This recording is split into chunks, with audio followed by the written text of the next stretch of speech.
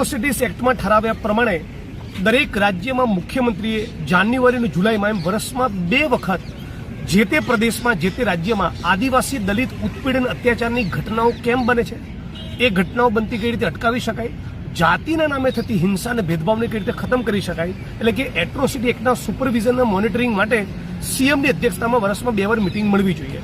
28 વર્ષના ભારતીય જનતા પાર્ટીના શાસનમાં ઓછામાં ઓછી 56 મિટિંગો થવી જોઈતી હતી, પણ માંડ 10-15 મિટિંગો થઈ છે। હાઈકોર્ટમાં મેં પિટિશન દાખલ કરી રાજ્ય સરકાર ઉપર પ્રેશર ઊભું કર્યું, એના પગલે રાજ્ય સરકારે હવે થોડીક નિયમિત મિટિંગો શરૂ કરી છે।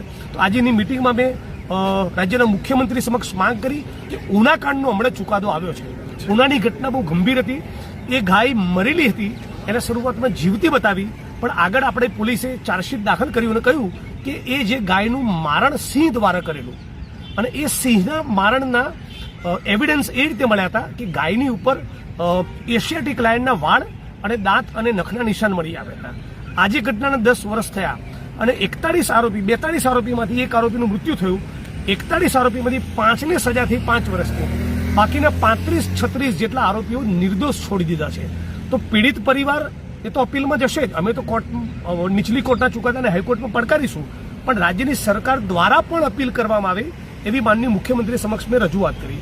એ પણ કીધું થાનગઢની જે ઘટના છે એની સાથે પણ ગુજરાતના દલિત સમાજના લાખો લોકોની લાગણી જોડાયેલી હોય, 1 વર્ષમાં થાનગઢના કિસ્સામાં પણ ટ્રાયલ પૂરી કરવામાં આવે। બીજું, એટ્રોસિટી એક્ટમાં ઠરાવ્યા પ્રમાણે જે સ્પેશિયલ કોર્ટ છે એ ખરેખર સ્પેશિયલી ડેઝિગ્નેટેડ એક્સક્લુઝિવ કોર્ટ નથી, કેમ કે એટ્રોસિટીનો કેસ ચાલે, ફરી પાછો છૂટાછેડાનો કેસ ચાલે, ફરી પાછો ચેક બાઉન્સનો કેસ ચાલે, ફરી એટ્રોસિટીનો કેસ ચાલે। એવું નહીં બનવું જોઈએ। આદિવાસી દલિત અત્યાચારની ઘટનાઓ માટે સ્પેશિયલ કોર્ટ કે એના સિવાયના બીજો કોઈ કેસ ન ચાલે। વત્તા દરેક જિલ્લામાં જે એડવોકેટની પેનલ બનવી જોઈએ એ પેનલ નથી બની, અને 2001ના વર્ષથી ગુજરાતના જાણીતા દલિત અગ્રણી વાલજીભાઈ પટેલે સંશોધન કરીને શોધી કાઢ્યું છે કે વર્ષ 2001થી અત્યાર સુધીમાં 890 એવા કિસ્સા છે જેમાં નીચલી કોર્ટે સજા કરી પણ આરોપીઓ હાઈકોર્ટમાંથી અપીલ લઈ આવ્યા, એટલે કે સ્ટે મળી ગયો। એના કારણે એક પણ દિવસ એમણે સેન્ટ્રલ જેલના સળિયા પાછળ જવું પડ્યું નથી। તો રાજ્યની સરકારે, ગૃહ વિભાગે, કાયદા વિભાગે એકબીજાના સંકલમાં રહી, સમાજ કલ્યાણ વિભાગે ઇનિશિયેટિવ લઈ આ બધા સ્ટે હટે તો નીચલી કોર્ટે જે લોકોની સામે ગુના સાબિત કર્યા છે, જે લોકોને દોષિત ઠેરવ્યા છે, એ લોકોએ સાબરમતી સેન્ટ્રલ જેલના સળિયા પાછળ જવું પડે। આ પ્રમાણેના પ્રશ્નો મેં આજે ઉપાડ્યા હતા અને આશા રાખી છે કે રાજ્યની સરકાર આને સિરિયસલી લે।